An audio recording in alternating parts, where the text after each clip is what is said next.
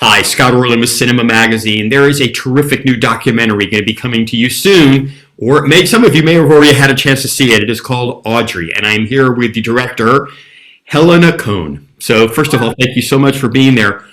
Why Audrey Hepburn? What made her life so interesting to you that you'd want to devote your creativity to this? I think she's someone that filmmakers have actually kind of shied away from before because she doesn't have that kind of like tragic heroine-esque story like someone like Marilyn Monroe or Hedy Lamarr maybe. And so it felt like a real challenge to actually tell her story and really use the idea of love and the pursuit of love as the motivation for this story. I've also, since I was quite young, I've been aware of her. I'm only 26, so I never shared the earth with her, unfortunately, but I was aware of her growing up. And then as I got into my 20s and got older, I kind of really felt that she had become very mythologized and she'd become a bit of a 2D icon. You'd see her on canvases and on tote bags, but no one actually really knew who she was. And I wanted to find out. So yeah, that's why I made the film. Obviously, as you're trying to pull together source material, studios like be it Paramount or Warner Brothers, may give you archival access, but you have home movies, home photographs. How essential to the process were those?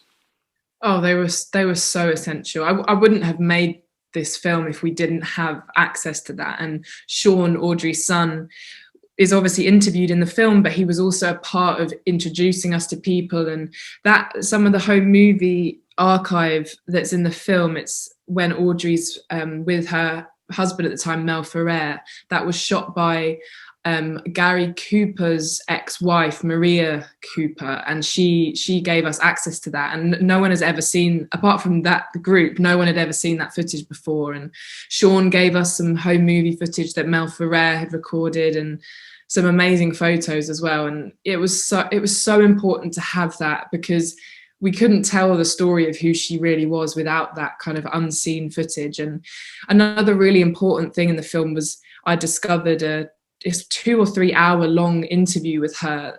It was just a journalist called Glenn Plaskin who recorded her towards the end of her life. And I just emailed a ton of journalists and that I knew had written about her. And I said, did you happen to record her? And one person got back to me and it was him, and he recorded it and he sent me this tape that no one had ever heard. I don't actually know if he had even listened to it. And I just sat with my headphones and listened to her speak, and it was amazing. I felt very, very close to her, and she talked about everything from her time in the war through to her father, her insecurities, her divorces, her humanitarian work, her children, her miscarriages, and it was just that kind of changed the game for the film. What I love when I talk to documentarians such as yourself is it is, I don't want to say it's a game, but it's a treasure hunt, trying to find all this material. And there's always a holy grail. There's always something. Oh, we heard rumors that something out there exists. Were there things you tried to get you couldn't get to that you had heard maybe exist somewhere in the ether? Well, something I really, really wanted to do, it's not, I guess not so much material, but I really wanted to speak to her because her father left, he went to Ireland, and then he had a whole other life. He started a new family, and I found all their names and I tried to write to people and no one ever responded to me. And I really wanted to speak to someone who knew him after he left and find out more about him, because him leaving and his relationship with Audrey was such a key part of this film. And I just never found any more. But I think that was the main thing, really. Having Sean was obviously a massive help, and if we didn't have him, we wouldn't have been able to make this film. But yeah, I would have loved to have found out more from her dad's side of the family. Were there parameters that he set up? I mean, obviously people want to talk about the good things, but you have to show the full picture. Were there boundaries that he kind of wanted to put in place? He never kind of officially set boundaries. I think we all went into this project knowing that it was going to be respectful of her. And my aim as a filmmaker, I make documentaries and fiction films, and my aim either way is to try and find the truth, whatever that is to me. And I always said that to Sean, and we wrote a really long treatment that he read, and he could see that I was a young woman in the film industry trying to explore this icon, and this she's larger than life now. And I think he saw my intention. We chatted about it, we spoke about what I wanted to do, and he believed in it, and he trusted us. And that meant more to me than anything, really, to have not just his trust, but also his daughter Emma, who is also in the film. For them to trust me was huge. But we don't see her other son, Luke. He doesn't talk to you.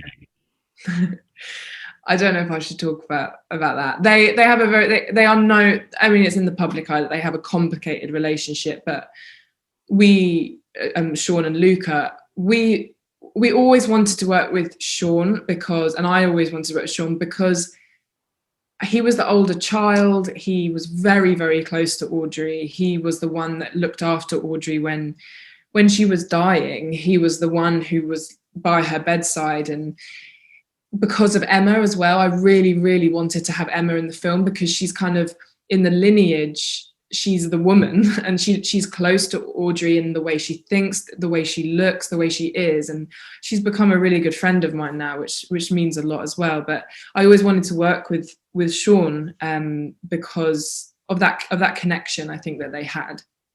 What's really fascinating too is sometimes we don't think about things until it's kind of put right in front of us, is you kind of explore how much of a trailblazer she was. We think about Katharine Hepburn even wearing pants. That was, oh my God. Or Betty Davis, she was a little unconventional. Barbara Streisand, oh my God, ethnicity that was being showcased. And now we just take it for granted. Well, of course, everybody's like that. But they were all trailblazers. What do you think was the path of Audrey? Where was her trailblazingness? I think with Audrey, I would describe her as evolutionary rather than revolutionary. She was someone who took small steps that, she wasn't someone like Katharine Hepburn. They're such different characters. Audrey had this, I guess, more quietness to her, and she would change things in a slight way, whether it was having short hair or the fact that, she wasn't a blonde bombshell, she wasn't this buxom blonde beauty. I guess that was revolutionary, actually. And also her humanitarian work, I think that was revolutionary.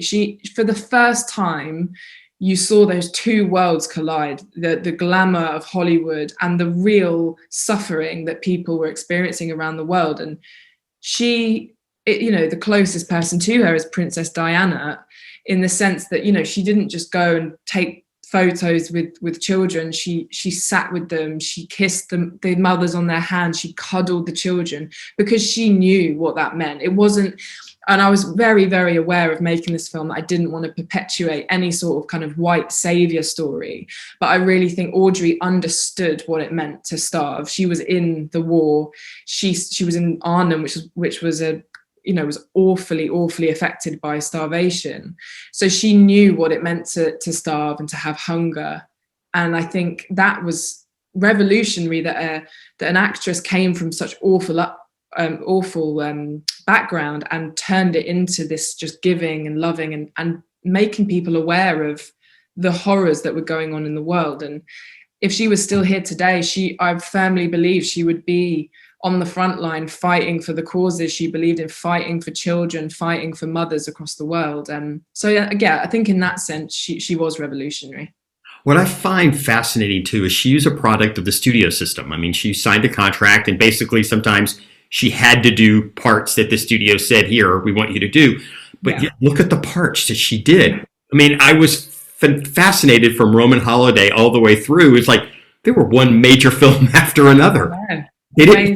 She doesn't have any of the bad, or were there ones that we just kind of don't know about? Any bad roles? Less than successful films, so to speak. I think that film Green Mansions that was with Anthony Perkins, I actually haven't seen that film, and I think that film got pretty panned. I think I think some people don't like her as an actress. Like Emma Thompson has come out and said that she thinks she's rubbish, which I totally disagree with. I think Audrey and Peter Bogdanovich in the film talks about this, that stars at the time, they had roles that were very similar to what they were like in real life. And I think what was so brilliant about the roles Audrey was given was they were these transformative roles. It was, you know, princess to pauper or the other way around. And that was what her life was like as well. She constantly transformed her life. And that's what the film is about, is the trauma she suffered. She transformed it into love. And you know, her father was a fascist, and she in no way agreed with his ideology. And she took that hatred and stuff that she grew up with and turned it into love. So that's what I love seeing in her films, is that mirroring of her life. But I think she, you know, my favorite role of hers, apart from Roman Holiday is obviously just wonderful, is her last film, Always, the Spielberg film, which she stars in with Richard Dreyfuss. And she's only in that for about 10 minutes, but she's older, she's an angel in the film. And it's just so beautifully shot. The dialogue is great. And she's just so herself there. And I think that film is one that often gets overlooked. It's often not included in her kind of like catalogue. And I think that's a brilliant film. I love her role in that. One of the big surprises to me watching this was because she was, I don't want to say meek in necessarily her appearance, but she was a lion in her fortitude. I mean, the whole story of Moon River in Breakfast at Tiffany's is that she wasn't going to be bulldozed by these studio reps. And maybe there's something in there too of the foundation that she set for people in future generations of I won't be walked over.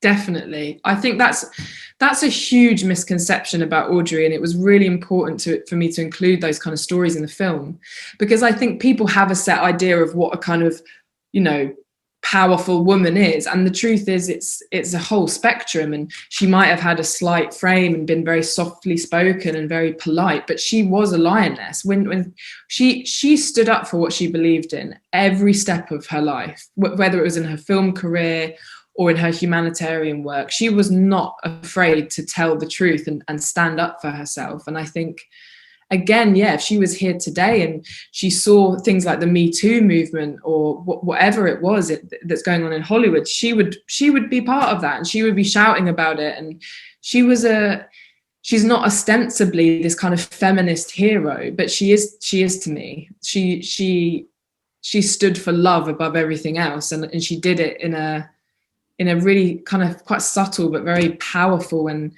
prevailing way. She's still at the forefront of people's minds, and I think the way she conducted herself allowed that to happen. And let's end with something a little more lighthearted. And as incredibly talented as she was, as terrific as her philanthropic work was and being recognized, for a lot of people, it's her fashion icon status of what she did to fashion at that time. That, you know, you definitely think that celebrities, you know, wore certain clothes and did certain things, but she had a different lane that she operated in. Yeah, I think that is something she totally revolutionized. She was, and still is, people's fashion icon. You know, I hear interviews with people like Lady Gaga or Kim Kardashian or whoever it is saying that Audrey is their icon in terms of fashion. And I think she totally understood fashion. She understood what the camera saw and what it didn't. And again, I think another misconception is that she was Givenchy's muse and she just kind of did what he suggested. But she collaborated with him. And in the film, we've got some sketches that she drew that have never been seen before. And she would design her own clothes, and they would kind of argue about stuff. And she was, again, very, very powerful in that world. She didn't just take designs and wear them and look pretty. It was a whole process that was really important to her. So I think I don't think there's anything wrong with her being remembered as this fashion icon. I just hope as well this film kind of shows people all the other sides of her and how kind of multifaceted she was as a person. Do those dresses exist anywhere? Well, yeah. In the interview with Claire Waite Keller in the film, who was the head of Givenchy, you can see the Sabrina dress in the background. Givenchy have it in their archive, and they brought it in, and none of us are allowed to touch it or go anywhere near it. But it's beautiful. Though, I mean, Givenchy's legacy, that era. I mean, I can't think of a more iconic duo than Givenchy and Audrey in terms of the clothes that they made. So yeah. Well, Helena, thank you so much for sharing your time with us. Thank you. The documentary is called Audrey. I cannot encourage you enough to watch it. I think it's going to give you a whole different perspective on this icon in Hollywood. Thank you so much. And this is Scott. Till next time. Thank you.